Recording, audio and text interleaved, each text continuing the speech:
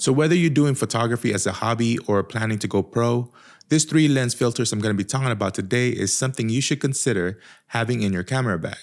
Now I'll be explaining what these 3 filters do, when to use them, and the brands that I currently use. So let's get started. What's good, fellow creators? Welcome back to the channel. Thanks for hanging out with me on another video. Now if you're new here, my name is Mark, and in this channel it's all about helping you get started with your online content.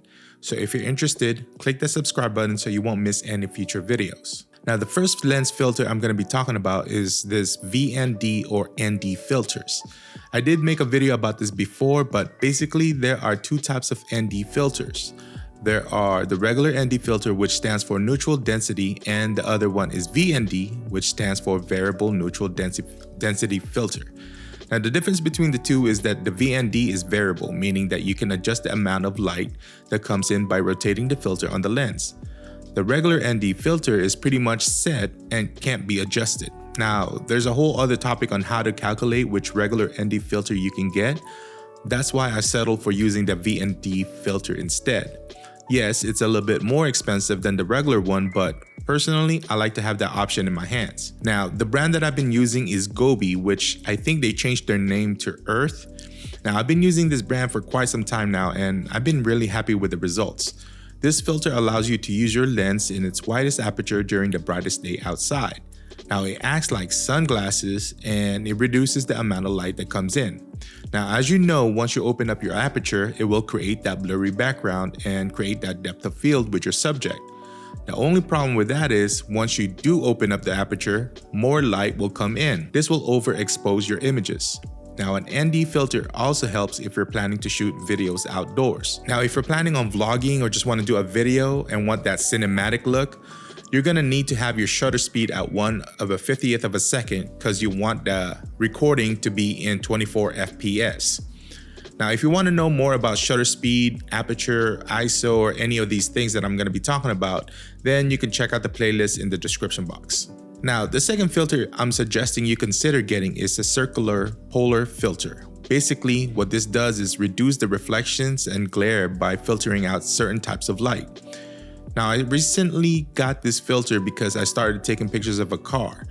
Now, this filter helps me take out the glare from the windshield or the window, especially when it's really bright outside. Now, you can use this filter even when taking some landscape photography that has a body of water.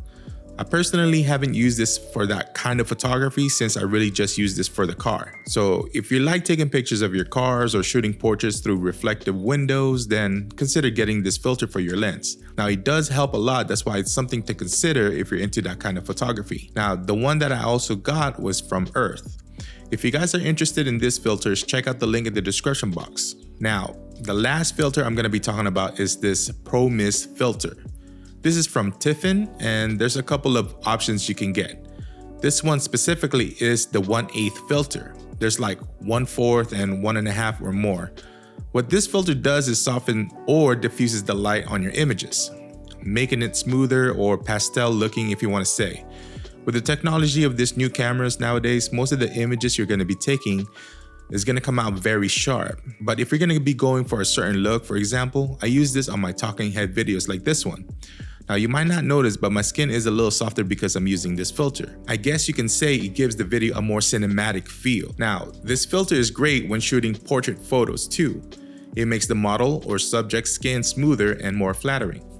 Now, this is actually good to use if you're planning to edit your photos in a vintage style look. Now, if you got multiple lenses, it'll be expensive to buy one filter for each of those lenses. Best way to do is to get these filters fit the biggest lens you have and get step up or step down rings like this.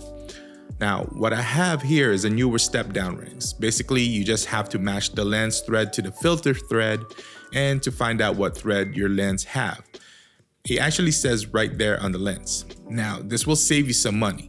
The only thing is that you gotta be careful, especially when you're stacking filters. For example, you wanna use an ND filter with your Pro Mist filter. You don't wanna strip the thread and have it stuck on your lens. Just a word of advice. Now, anyways, if you guys like these filters, check out the description box below for all the links. They are an affiliate link that can help out the channel with no cost to you. So if you're interested, click the link in the bottom. Now, if you guys found this video helpful, make sure to click the thumbs up and comment what type of filters you guys are currently using or what filters is your favorite. Now, if you guys prefer something different, let me know. I would like to check them out too. Of course, if you like this type of content, make sure to click that subscribe button and hit the bell to get notified the next time I'm back online. Until then, I'll see you guys next time. Peace.